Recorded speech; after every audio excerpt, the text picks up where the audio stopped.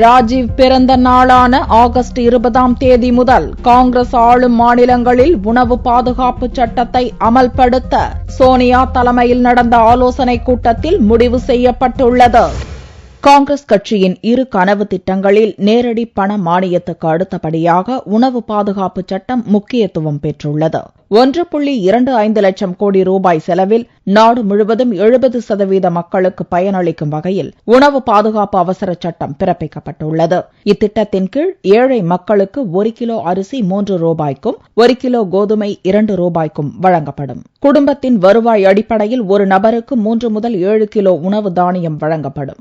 சோனியாவின் கனவு திட்டம் என்று வர்ணிக்கப்படும் இத்திட்டத்துக்கு பாரதிய ஜனதா, அதிமுக உள்ளிட்ட முக்கிய கட்சிகள் எதிர்ப்பு தெரிவித்துள்ளன. இச்சட்டத்தில் திருத்தம் கொண்டு வர வேண்டும் என்று பாரதிய ஜனதா வலியுறுத்தி வருகிறது.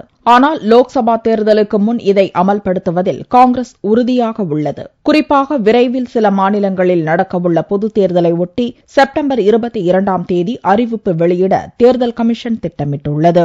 எனவே தேர்தல் நன்னடத்தை விதிகள் அமலுக்கு வரும் முன் இத்திட்டத்தை செயல்படுத்த சோனியா விரும்புகிறார். இதன் அடிப்படையில் காங்கிரஸ் ஆட்சியில் உள்ள 14 மாநிலங்களில் இத்திட்டத்தை செயல்படுத்துவது குறித்து ஆலோசிக்க டெல்லியில் சோனியா தலைமையில் உயர்மட்ட கூட்டம் நடந்தது. பிரதமர் மன்மோகன் சிங், காங்கிரஸ் துணைத் தலைவர் ராகுல், உணவு அமைச்சர் KV தாமஸ், காங்கிரஸ் கட்சியின் பொதுச் செயலாளர்கள், 14 காங்கிரஸ் முதல்வர்கள் உள்பட 34 தலைவர்கள் இக்கூட்டத்தில் கலந்து கொண்டனர். இதில் ராஜீவ் பிறந்த நாளான ஆகஸ்ட் 20ஆம் தேதி இத்திட்டத்தை டெல்லியில் அமல்படுத்தவும், அதைத் தொடர்ந்து காங்கிரஸ் ஆட்சியில் உள்ள மாநிலங்களில் அமல்படுத்தவும் முடிவு செய்யப்பட்டது.